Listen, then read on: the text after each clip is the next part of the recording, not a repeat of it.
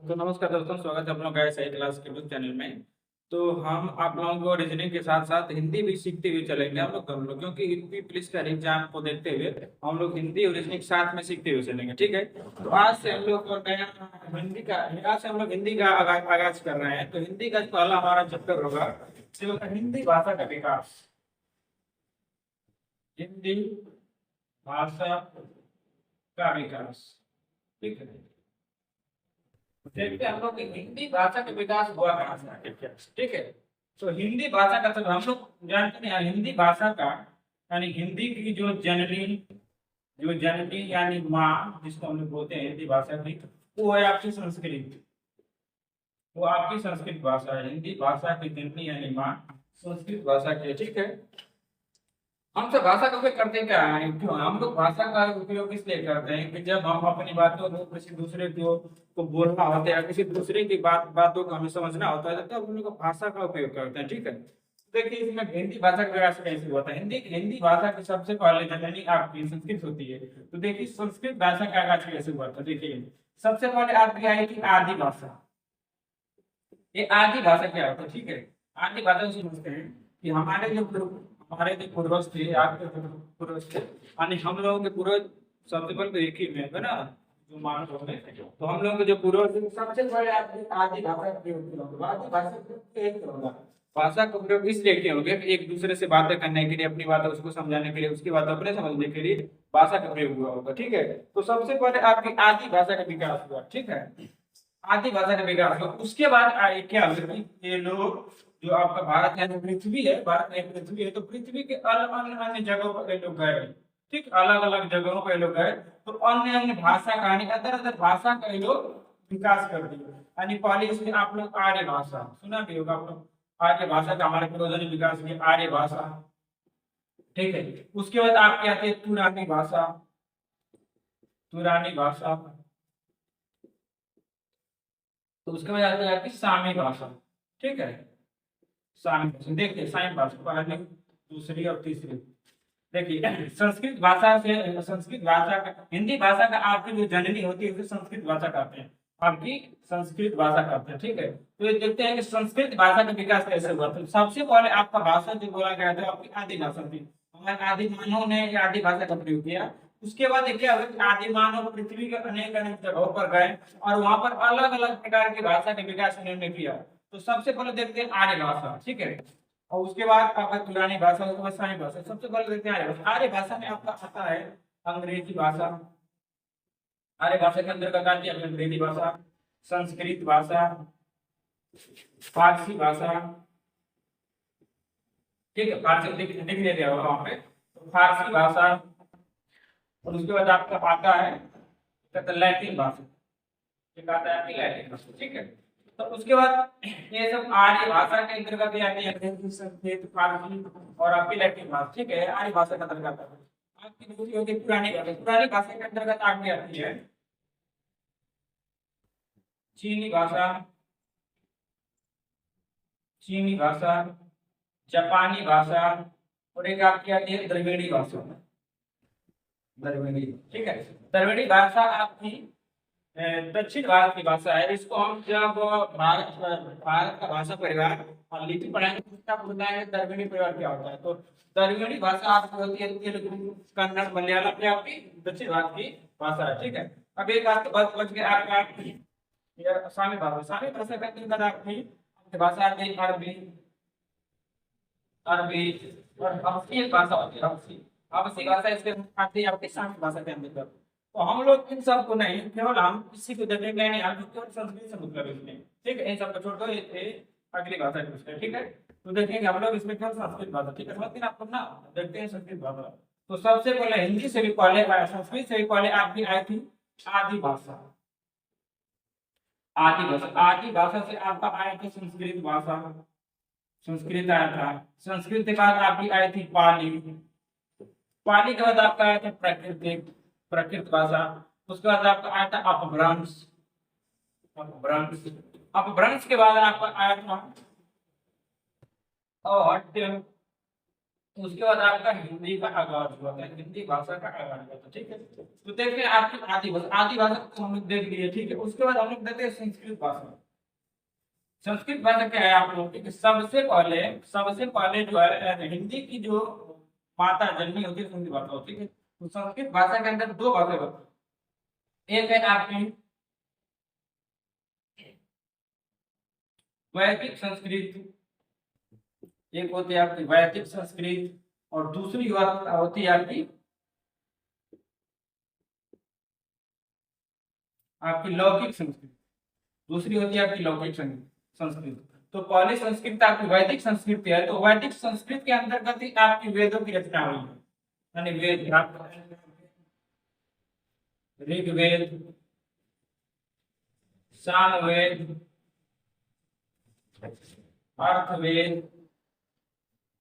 अर्थवेद, और आपका यजुर्वेद, आपका यजुर्वेद, यानी आपकी जो वैदिक संस्कृत में है आपकी वेदों की रचना हुई है, ठीक है। उसके बाद आता है आपका लौकिक संस्कृत। लौकिक संस्कृति आपको क्या होता है कि इसमें आपकी रामायण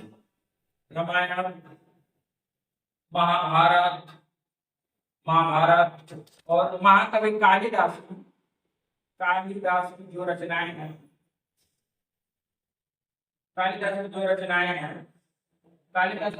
सब लौकिक संस्कृति में है, ठीक है। तो आपकी वैदिक संस्कृत और लौकिक संस्कृत हो गया, ये आपकी संस्कृत के अंदर आती है। उसके बाद आपकी आई थी पाली भाषा, ठीक है। पाली भाषा आई थी। देखिए इस भाषा का क्या होता है कि भाषाएं आपकी समय समय पर बदलती रहती है, यानी समय के हिसाब से भाषा आपकी चेंज होती रहती है। जैसे आज हम लोग हिंदी बोल रहे हैं, तो ये कोई जरूरी नहीं है कि हम 200 वर्ष बाद या 300 वर्षों के बाद हम लोग हिंदी बोलेंगे, बिल्कुल नहीं। हम लोगों की भाषा बदल जाएगी, बिल्कुल। अरे हम लोगों के क्या, जो हम लोग बच्चे, हम लोग के बच्चे जो आएंगे और हम लोग बच्चे की तरफ से आप लोग अंग्रेजी शुरू हो जाएगा, अंग्रेजी भाषा आपकी शुरू हो जाएगी, बिल्कुल अंग्रेजी हो जाएगा, ठीक है। तो इसी समय के साथ क्या होता है आपकी भाषा बदलती रहती है, ठीक है। तो हो गया आपका संस्कृत के बाद आपका आता है पाली भाषा। पाली भाषा क्या थी कि आम जन की भाषा थी। जैसे आम जन यानी आम जनता के, यानी सामान्य जनता की भाषा, ठीक है। इसमें ये आपकी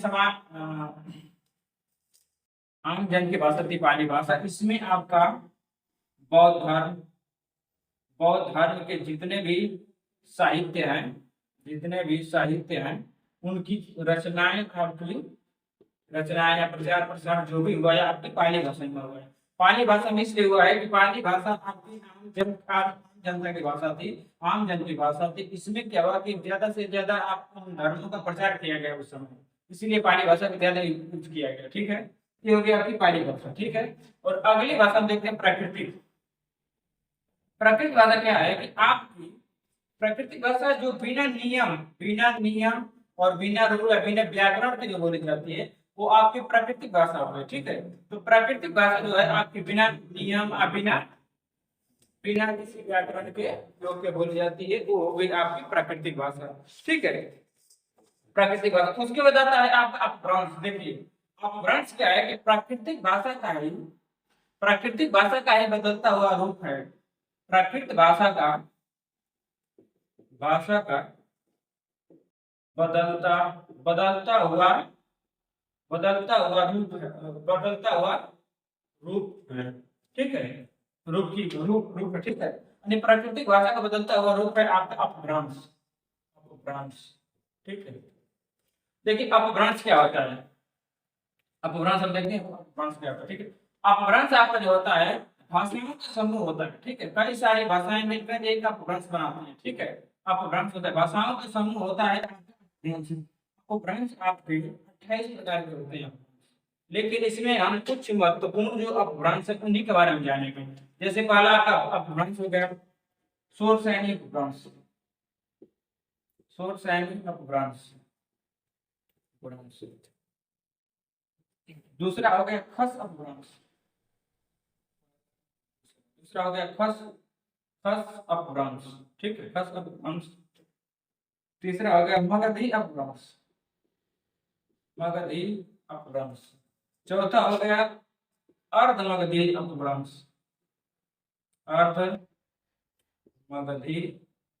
अपभ्रंश। ठीक है, पांचवा हो गया आपका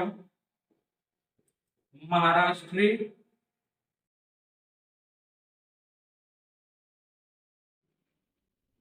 महाराष्ट्री, महाराष्ट्री अपभ्रंश। ठीक है, छठा हो गया आपका पैशाची अपभ्रंश, पैशाची अपभ्रंश। सातवां हो गया आपका प्रचंड अपभ्रंश। ठीक है, अब देखते हैं इन अपभ्रंशों के अंदर कौन कौन सी भाषाएं बोली जाती हैं। ये हो गए आपके अपभ्रंश, ज्यादातर आपके परीक्षाओं में इन्हीं सबसे ज्यादा ज्यादा प्रश्न बनते हैं। ठीक है, देखिए सुर सैनिक के अंदर आपको कौन सी भाषा आती है, तो सुर सैनिक अपभ्रंश के अंदर आपकी भाषा आती है दक्षिणी पश्चिमी हिंदी, पश्चिमी हिंदी।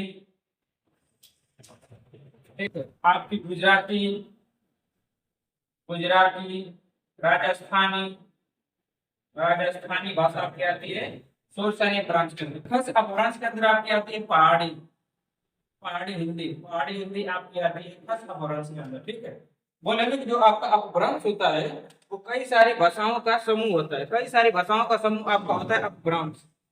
ठीक है, आपका मगधी, मगधी अपभ्रंश के अंदर आपका आता है बिहारी, बिहारी, असमिया, असमिया, उसके बाद आपका उड़िया, उड़िया, उड़िया भाषा। इन सब भाषा, ये सब भाषा आपकी आपकी मगधी अपभ्रंश से आती है। ठीक है, और तो मगधी अपभ्रंश से आती है आपका बघेली,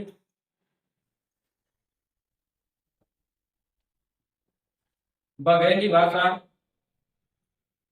बघेली, अवधी, छत्तीसगढ़ी, छत्तीसगढ़ी आपका आती है। महाराष्ट्रीय अपभ्रंश से आपकी आती है मराठी, मराठी भाषा।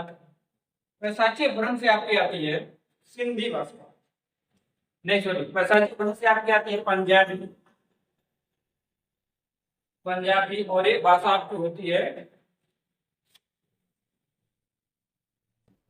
लहदा, जो लहदा भाषा है ये पाकिस्तान में बोली जाती है, पाकिस्तान में ज्यादा बोली जाती है लहदा भाषा।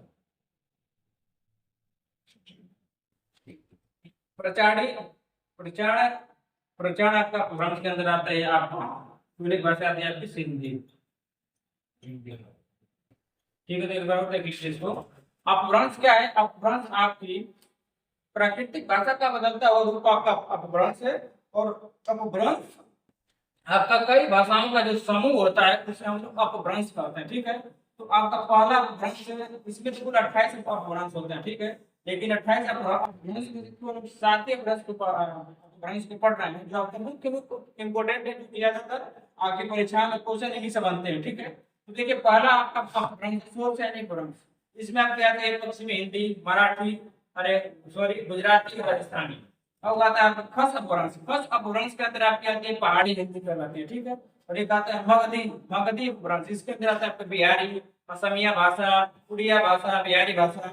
एक आता है अर्ध मगधी, अर्ध मगधी अपभ्रंश के अंदर आता है आपकी बघेली, अवधी, छत्तीसगढ़ी। ठीक है, और एक आता है महाराष्ट्रीय अपभ्रंश, महाराष्ट्रीय अपभ्रंश के अंदर आपका मराठी भाषा केवल आती है। और एक है पैशाची अपभ्रंश, पैशाची अपभ्रंश के अंदर आपकी आती है पंजाबी, लहदा, जो लहदा होती है भाषा आपके पाकिस्तान में ज्यादातर बोली जाती है। और आपका आता है प्रचार, प्रचार अपभ्रंश के अंदर आपकी केवल सिंधी भाषा आती है। ठीक है, तो ये हो गया आपका अपभ्रंश। अब अगला हम लोग देखते हैं,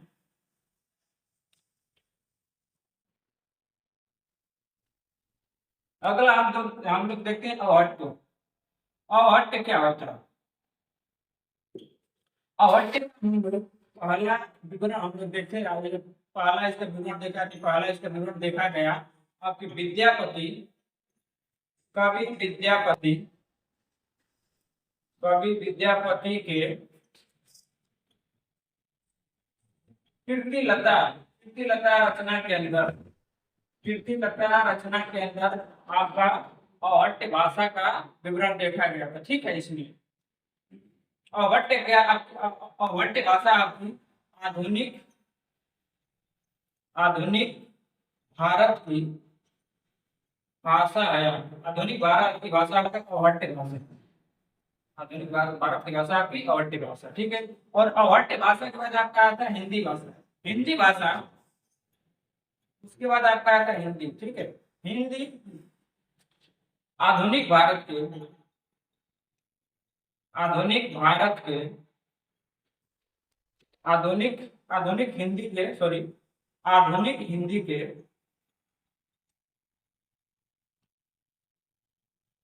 आधुनिक हिंदी के जनक भारतेंदु भारतेंदु हरिश्चंद्र को कहते हैं। तो ये तो हमारा समाप्त हुआ हिंदी भाषा के विकास। हिंदी भाषा के विकास हम बताएं कि सबसे पहले आपकी संस्कृत भाषा है जो हिंदी भाषा की जननी है।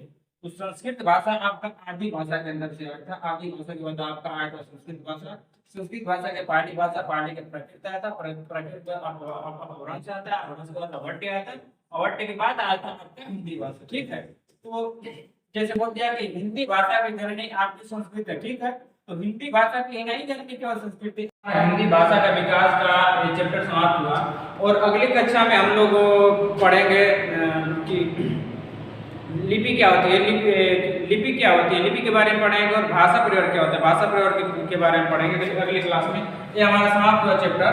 तो नमस्कार दोस्तों, मिलते हैं अगली वीडियो में आप लोगों को एक नए चैप्टर के साथ। तो कैसे लगे वीडियो हमारे कमेंट में बताइए। जय हिंद।